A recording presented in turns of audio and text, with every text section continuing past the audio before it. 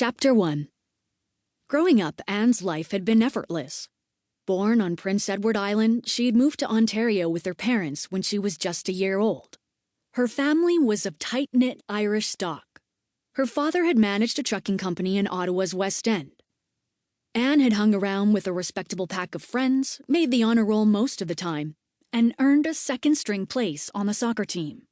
Life had been a pleasant, progressive, middle-class tale until her luck changed and her life began to unravel.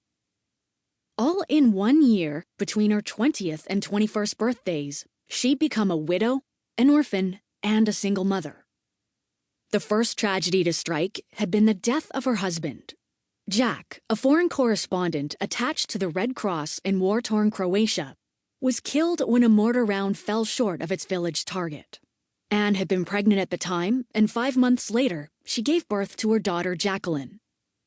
2 months after that, she received a phone call from Quebec police informing her that both parents had died in a motor vehicle accident. Anne felt abandoned and worn down by so much heartbreak, but more than that, she was worried.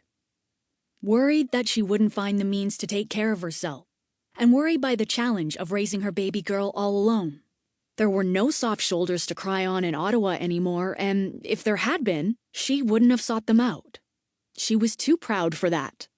Too proud to beg and too proud to look weak, her Uncle Bill had once said. So for a handful of years, she worked as a receptionist. She balanced that with motherhood and night school courses. It took 6 years to put her life in order. By then, she had worked her way up the employment ladder from an anonymous Girl Friday to a respected claims investigator for an Ottawa insurance company, a job she liked and a job she was good at. However, all of that fell apart one evening when her boss's supervisor pinned her in her office chair and pawed her relentlessly until she jammed her fingernail into the corner of his eye. He left the office angry, confused, and maimed. She left the office shaken, humiliated, and fired. At 31, she was back in limbo. Weeks dragged on as Anne's misconduct complaint against her former employer, Dominant Insurance, crept through Ontario's human rights bureaucracy. Her small reserve of money dwindled. Jobs in the capital city dried up, and Anne's future and that of her daughter looked bleak. It was around this time that Anne received a call from Uncle Billy. Bill Darby was no longer a cop. He had retired from the Ottawa Police Department as a detective sergeant in 1994, moved back to his boyhood home of Prince Edward Island, and started a business.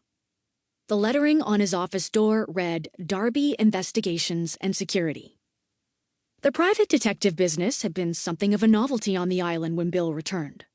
Sure, there had been a few security companies around. They'd mostly filled uniforms to make an appearance at hockey games or Legion dances or special concerts to protect the sober public from the stupidly drunk. Not too many years before, the island had been touted as that unique Canadian place where one could find a church at every crossroad. It had been a place where characters like those in Anne of Green Gables still baked their own bread and would be ashamed to wash clothes on a Sunday.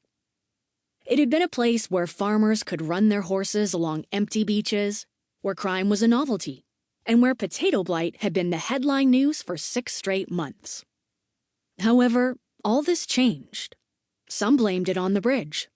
Construction of the Confederation Bridge, the world's largest bridge over ice-covered waters, ended the island's isolation. It brought more tourists and more shoppers and more jobs, but it also brought more unsavory elements.